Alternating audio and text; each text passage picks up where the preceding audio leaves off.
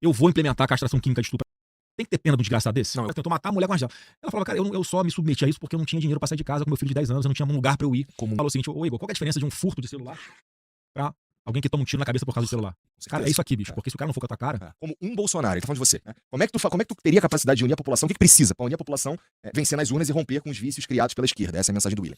Bom, ter um presidente com mentalidade, né, que nós temos, como eu tô dizendo aqui, o Igor, de fazer com que a população deixe de depender cada vez mais do governo, possa caminhar com as próprias pernas. Maior plataforma de mobilidade social que nós conversamos aqui, que eu vou implementar. As pessoas que precisam do governo vão ser abraçadas, vão ser ajudadas, mas vão ter a possibilidade de que sejam ajudadas. Independente do lado político, essa é uma boa... Essa é uma pauta que eu não vou abrir mão, vou cair dentro com força. A pauta de combate à violência. Porque hoje a gente tem um governo que é leniente, um governo que passa a mão na cabeça de bandido. Eu sempre falo o seguinte, ô Igor, qual que é a diferença de um furto de celular pra alguém que toma um tiro na cabeça por causa do celular? Cara, é isso aqui, bicho. Porque se o cara não for com a tua cara, vai acontecer com um ciclista aqui em São Paulo, lembra? Aqui no parque aqui. Até lá no roubar o Rio, celular, o cara entregou, o bandido foi dar um tiro na cabeça. Esse tipo de gente tem que ficar presa muito mais tempo. Esses caras que insistem aí em enfiar porrada em mulher, esse bando de covarde, cara, vai ficar muito mais tempo preso. Eu vou fazer um programa em parceria com os governos do estado e municípios, como tem o Smart Sampa aqui em São Paulo, com inteligência artificial, com tecnologia, como tem o governo do estado de São Paulo, que o Tarcísio fez com o Derrite, secretário de Segurança Pública.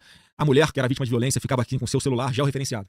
A polícia, tá? A mulher, sabe a localização na tela lá da Delegacia de Proteção de Mulher, o agressor com a tornozeleira aqui também tem a georreferência.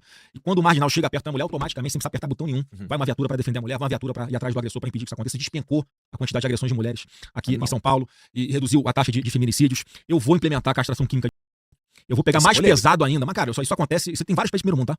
Alguns são obrigatórios, outros têm que ter decisão judicial, outros são necessários para que a pessoa possa deixar a cadeia só após fazer um tratamento como esse. E o fato é que despenca a quantidade de reincidência de abusadores de mulher e de crianças. Cara, assim, eu não... Você tem filho, não? Tenho 2 filhas. Eu tenho 2 filhas também. Né? A gente faz qualquer coisa para defender a integridade e a vida das nossas filhas. Eu não sei a idade das tuas filhas. Uma tem 14, outra tem 12. Ah, quase igual. Tenho 13 e 11. Tu imagina, cara.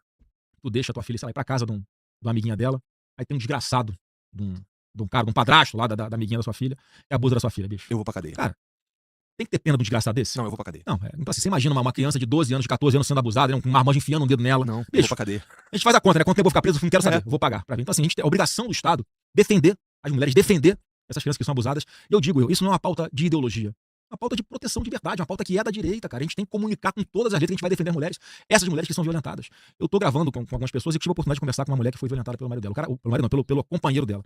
Bicho, a mulher, o cara quase matou ela. Pô, com um rastelo, né? Aquela coisa de puxar folha. Né? Eu servi, eu sei Madeira, exatamente o que é um rastelo. Um pedaço de ferro, tentou matar a mulher com rastelo. Ela falava, cara, eu só me submeti a isso porque eu não tinha dinheiro pra sair de casa com meu filho de 10 anos, eu não tinha um lugar pra eu ir. Comum isso, então né? a gente vai fazer também, vai estar no nosso plano de governo, a gente vai lançar daqui a pouco o Brasil pra elas, muito em breve, junto com a nossa grande Dani Marcos, que tá me ajudando nessas pautas de mulher. Michele, porra. Se quiser ajudar também, é bem-vinda. Aqui que eu queria falar.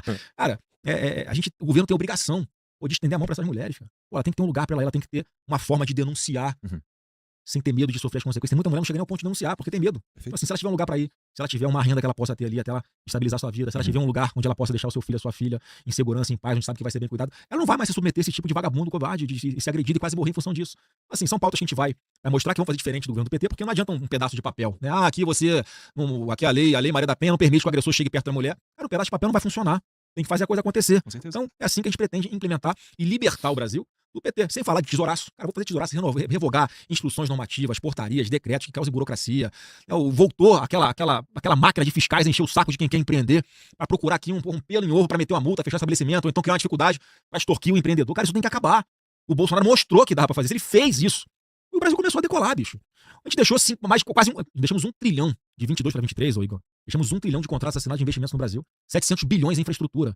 O que é isso? Pô, são novas ferrovias, são novas rodovias concedidas, são reformas de aeroportos, de portos. Porque tinha credibilidade, porque não tinha burocracia, porque era um governo sério.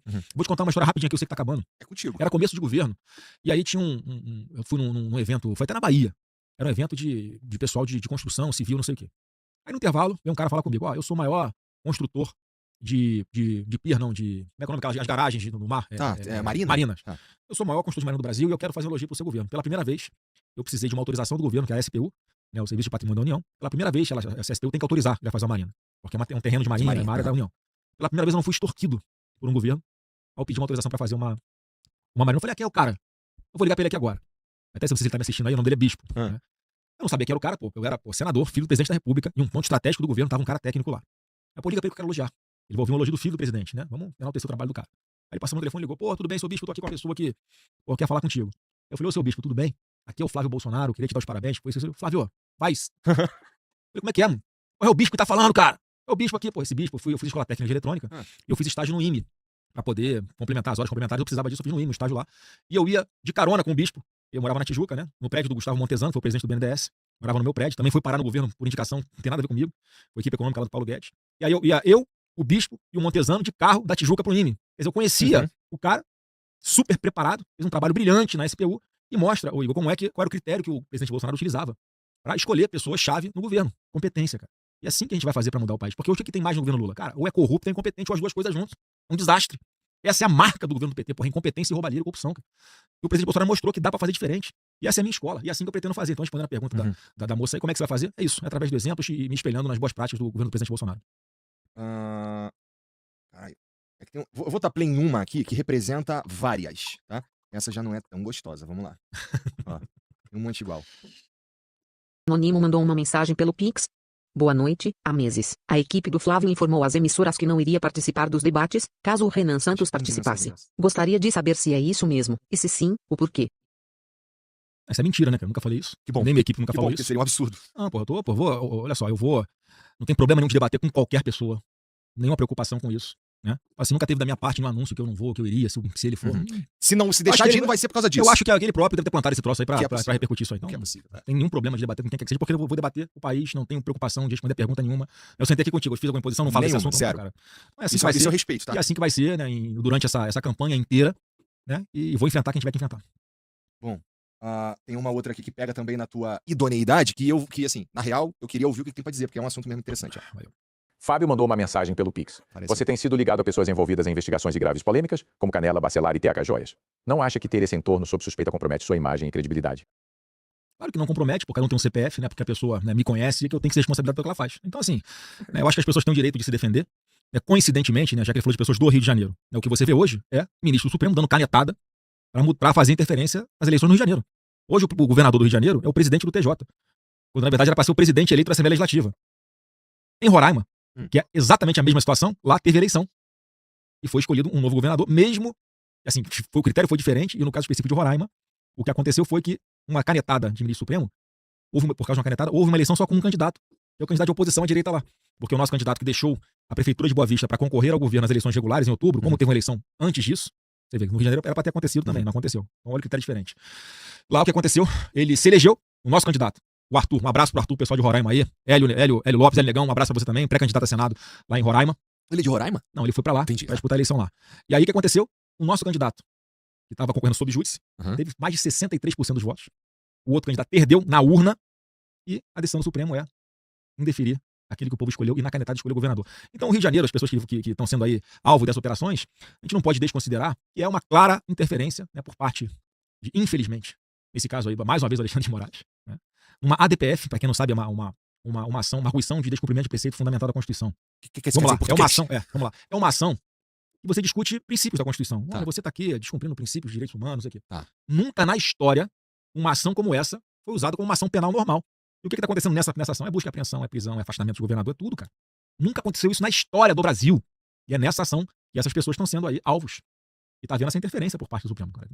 Assim, é de se considerar também por que não acontece contra a esquerda. No Rio de Janeiro é só contra, né, quem é de centro ou quem é de direita, ou pessoas, né, que possam ali ter alguma no perímetro aqui do Flávio Bolsonaro, ter algum alinhamento ali, um político. Nunca é contra a esquerda, é sempre contra pessoas que estão próximas a mim. Como não tem nada contra mim, fica tirando em quem está no entorno, mesmo quem está no entorno bem distante, muitas vezes. É claramente para desestabilizar e para interferir na eleição lá. Então, assim, essa dificuldade que nós estamos tendo, no Rio de Janeiro especificamente, dessas pessoas, mais uma vez, elas vão ter o direito de se defender. Eu acho que houve excesso, uma ação que não tem pé nem cabeça que essas coisas aconteçam nesta ação.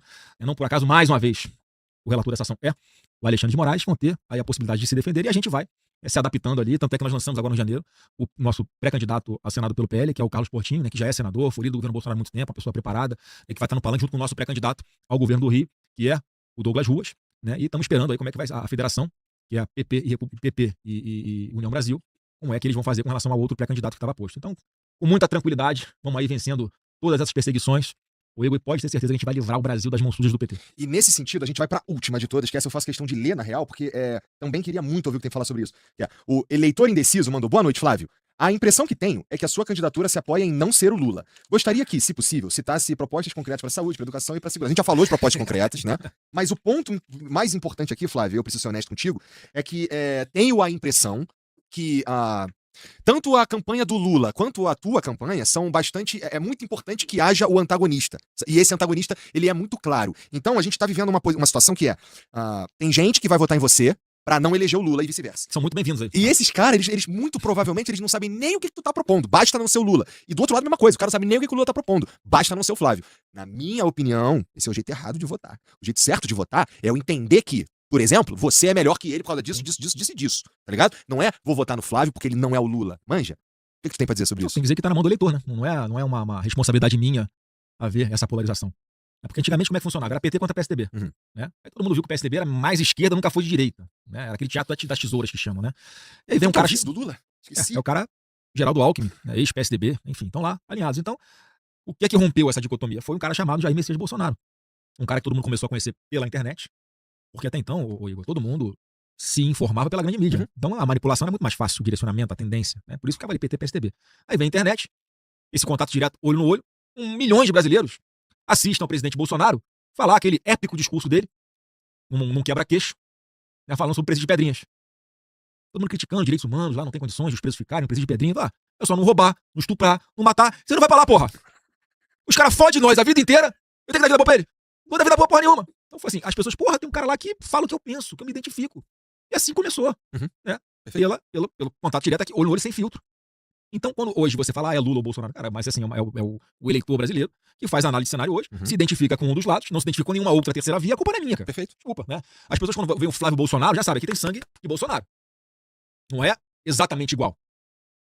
Ele tem o temperamento dele, tem a posição dele. Muitas pessoas preferem a forma como ele comunica, outras preferem a minha forma de comunicar. Em 2018, muitas pessoas acham que o perfil ideal era aquele de pancada e tal, de enfrentamento. Esse ano de 26, muita gente acha que tem que ser um pouco mais centrado, que eu acho que é o meu. Né? E mais uma vez, eu tô aqui porque é uma missão que o próprio Jair Messias Bolsonaro passou pra mim, na impossibilidade dele ser o candidato. Então, assim, as pessoas olham pra mim já sabem quais são os princípios que eu defendo, que são os princípios da direita, de conservadores, de liberal na economia, de defesa da família, né, de redução de impostos, para ser radical no combate aos marginais, de combater a violência. E tem aqui essa exposição que vai me dar a oportunidade de mostrar quem é o Flávio Bolsonaro também. Então eu quero de verdade convencer as pessoas que eu sou uma boa escolha. Eu quero que as pessoas votem em mim pelo que eles enxergam de virtude em mim.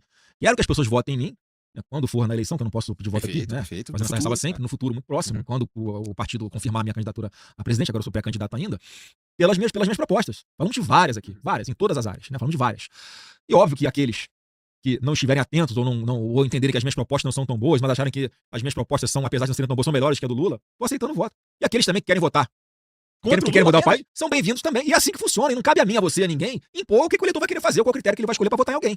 Né? Então, assim, mais uma vez, eu tô aqui mostrando um Flávio Bolsonaro, esperando que as pessoas do outro lado aí que estão me assistindo compreendam que eu quero melhor pro meu país, né, de tudo que nós falamos aqui. Eu tenho 2 filhas pequenas, eu quero um país melhor para elas, eu quero educação melhor, eu quero investir em tecnologia, eu quero formar, eu quero dar alternativa, eu quero dar esperança de volta para a nossa juventude, eu vou proteger os idosos, aqueles que precisam de receber um salário mínimo no BPC, quem precisa de Bolsa Família, vai receber, tá garantido, vai ter o maior programa de mobilidade social que a história desse Brasil já viu. E vamos aguardar o resultado das urnas. É assim que eu espero, né, que as pessoas me percebam.